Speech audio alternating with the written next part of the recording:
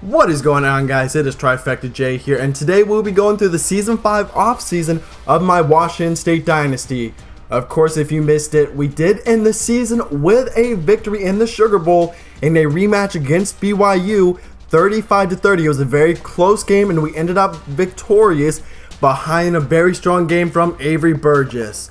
A look at the last 3 years, all 10-win seasons. We played very well these last 3 years and 4 straight bowl victories after not even making a bowl in our first season. A look at the stats from the year. Tony Gaines, he started the season off very hot, got himself into Heisman contention, and did not do much in the air the last however so long of the season, but also did provide a good bit as a runner. On defense, it's Chandler Lanu and Greg Hoyt who really led this team, along with Jesse Shaw, of course, who had 10 sacks. Lanu, Tapa, and Hoyt will all be gone, so a lot of very good seniors will be leaving this team, along with Martin Woodard. David Robinson, who played in like an H-back, fullback type role for us, also playing a little bit of tight end. Steve Stewart will no longer be on the team, along with Sean Cripps. A look at the all NCAA teams, a couple of players from USC, actually 4, and then on the defense, Mo Tapa, Chandler Lanu, Greg Hoyt, and Joey Clark. I'll make it along with Marcus Stanford. And second team all NCAA, you have Daryl King who made it, which is great to see. And Tony Gaines does not actually make it as the all-freshman quarterback. Brian King made it as a very talented freshman quarterback for Florida Atlantic. David Downs also did make that. So we started the season 3-0, then lost our next 2 games, then went win, loss, win, and then ended up going the rest of the year without a loss from week 8 on. After that Utah loss, our team really stuck together and got everything back where it needed to be. But your national champion is Miami. They beat Ole Miss in a very tightly contested game, and our only award winner was Marcus Stanford. He was very explosive as a runner and a returner, which is great to see him winning that award as a junior. But you can see we end up finishing the year as number 2 in the nation. I said that in the bowl game in that little recap I did after the game was over. But we are number 2, and moving into next year, I feel like our expectations are a national championship game. It's a very high expectation, but with the amount of talent that we have on this team, it's definitely something that I think we should be able to do. But we have a few huge guys trying to transfer. Benjamin Wood, who would be our backup or number 2 tight end, along with Eric Wilson, who will be transferring to Oregon. So he's staying in the Pac-12, along with Nick Tuttons, I believe his name is, and Brandon Wood. They will all be leaving, going to North Carolina State, Akron, and Oregon. And then we also have our defensive coordinator who is left to go to a new job. And at insult to injury, he has gone to BYU. So we have one of our best recruits from last year and one of our best up-and-coming players transferring to Oregon, and our defensive coordinator going to Colorado. A look at the draft results. We have 2 second-round picks and Greg Hoyt and Martin Woodard. And Suleiman Hamid, some surprising players who were not picked, such as Chandler Lanu or Marcellus Pippins. Now looking around the Pac-12, a few players for Arizona and Arizona State. So a look at the players who will not be bothering us anymore. McCoy Hill ends up getting drafted in the 5th round. We saw him twice this year. He was a very talented player.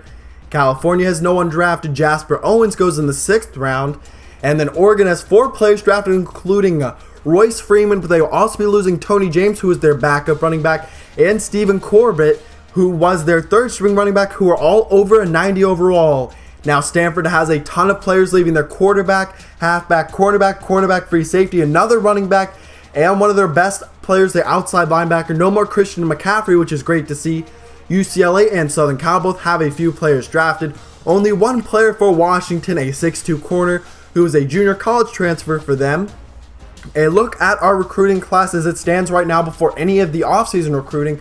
We have a number of very talented players, 2 5-stars, a few 4 stars, and we'll look at some of these guys. Rick Washington, one of the best players. He's a 5-star, I believe number 1 or number 2 defensive end in the entire nation. TJ Ashley, a junior college tight end who is very important now with Brandon Wood transferring away. You have Brent Melton, a guy I'm very excited about. He has some nice athleticism along with coverage ability. Ben Robinson and LaShawn Darby, both receivers, and along with Mac Marquardt, all have very nice size. Xavier Clark is a huge playmaker for us and will probably play wide receiver. Tim Nelson, an outside linebacker, and Tommy Clemens, another receiver. So a lot of receivers coming in this recruiting class, and you can see how all the points stand. So a look at the players. Terrence Russell goes to Colorado State, but we got all 3 of the guys that I wanted. Xavier Clark, I'm very excited about. I don't see him redshirting this year as he has a ton of talent, and we end up with the #1 overall class. Xavier Clark, Mark Marquardt, and Rick Washington are our 5 stars, a bunch of 4 stars, and a few walk-ons to go along with our 3 and a 2-star. So some position changes. You have Ben Robinson getting moved to wide receiver. Xavier Clark, one of the guys I'm most excited about, he'll probably get moved to either wide receiver, running back. He'll just basically be an offensive weapon. Avery James, a guy who could play either wide receiver, quarterback, or running back, will be moved to wide receiver to start his career. And Marcus Baker, a strong safety, is going to be moved to outside linebacker to begin his career. Now a look at the training results. A bunch of new 90 overall players. Tony Gaines now 90 overall, along with Avery Burgess, Corey Washington, all looking to be very solid players. 290 overall receivers. A look at the throwing power, a 1 point up on Tony Gaines' throw power, and a 4+ on his accuracy. This looks to be a very good receiving core. We are about 5 or 6 deep right now, and that's not including any of the incoming freshmen.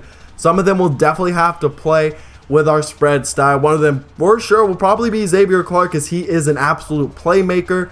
A look at some of the other stats. Sidney Phillips will be a new starter as a redshirt sophomore. He should be a very good pass rusher in our defense. Jimmy Benson and Alex Gibson are both seniors. Then you have Luke Harris will be a new starter outside linebacker. Our corners all look to be very talented, especially moving forward. A lot of height, athleticism, good coverage, and they're all pretty still young, which is good to see. And then Frank Colbert gets a +6. A look at our schedule. We will open the year against Toledo. Then we have a game in College Station, a game at home against #2 Southern Cal, Arizona, a game at #7 Stanford, #14 Arizona State is on the road, #9 Oregon is at home, or actually that one was on the road. Then Oregon State and Washington to finish there. Also a game at Texas Tech. So that looks to be a very tough schedule, and a schedule that I'm very happy with. A lot of very talented teams and a very difficult schedule. Look at some of the redshirts. Marcus Burton will get redshirted along with Nick Austin. Cole Branch will not be redshirting along with Rick Washington, so true freshmen will be playing. Josh Ferwerda will be the 5th defensive tackle, so we will redshirt him, although he is a very, very talented player. Scott Joseph and Marcus Baker will both redshirt. All of our corners will not be redshirtable. And Darren George, the 4-star, #2 overall or #3 overall free safety, will be redshirted along with Marcus Washington, the #2 overall kicker. So we're projected right now to be the #1, or projected to win the Pac-12 North and finish #2 in the Pac-12 overall behind Southern Cal. Very good projection for us. And I hope you did enjoy the offseason. We'll end off with some of the preseason All-Americans, a good bit on defense. Marcus Stanford is a returner. And then we have one at corner, free safety, and strong safety, along with Jimmy Benson, who will be in his senior year. But like I said, I hope you did enjoy the offseason. If you did, please like down below. Leave your comments on the offseason down below. Which players are you most excited to watch in this upcoming season? Which players do you think will have that breakout year or took that step that you were really looking for them to take? I hope you did enjoy. I will see you for week 1 against Toledo, which will be at home, 'cause I'm out.